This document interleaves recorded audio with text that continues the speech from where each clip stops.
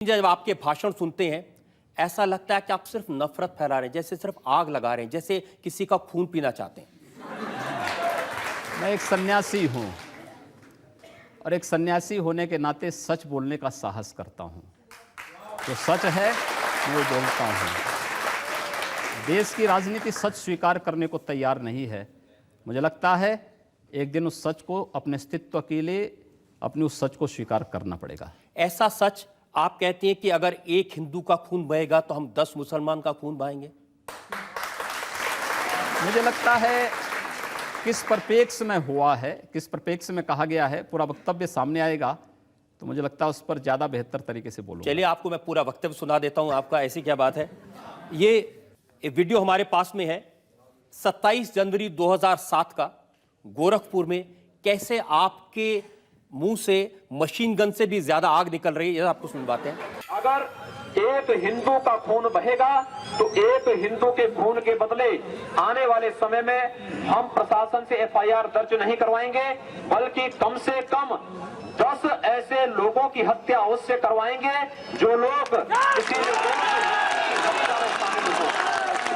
कतई अब बर्दाश्त की सीमाएं समाप्त हो चुकी हैं। अगर कोई हिंदुओं के घरों और दुकानों में आग लगाता है तो मैं नहीं मानता हूं कि आपको इन सब कृत्यों को करने, इस प्रकार के कृत्य करने से कोई रोकता है। बंधुओं, ये सब सीमाएं स्वाभिमान और सम्मान की पराकाष्ठा को तोड़ती जा रही हैं और आज आप सबको इसके खिलाफ अपनी लड़ाई को लड़ने की तैयारी करनी चाहिए। मैन जी पूरे फ्लो में बोल रहे हैं आप।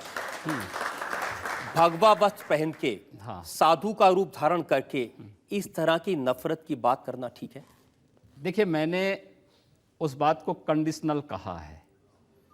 अगर कोई आपको मारेगा तो मुझे लगता है कि सामने कोई मानव होगा तो उस मानव को आप ये मान सकते हैं कि आपने एक थप्पड़ मारा, आप दूसरा थप्पड़ भी सहन कर सकते हैं।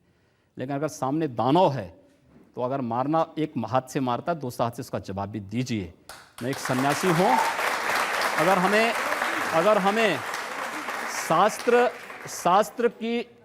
का प्रशिक्षण दिया गया तो शास्त्र के साथ साथ शस्त्र का भी। अगर हमारे हाथ में एक हाथ में माला है तो दूसरे हाथ में हम भाला लेकर के भी चलते हैं, जिससे समाज को शिष्ट भी किया जा सके और दुष्टों को उनके कृत्यों की सजा भी दी जा सके। एक सन्यासी का सही कर्तव्य होता है।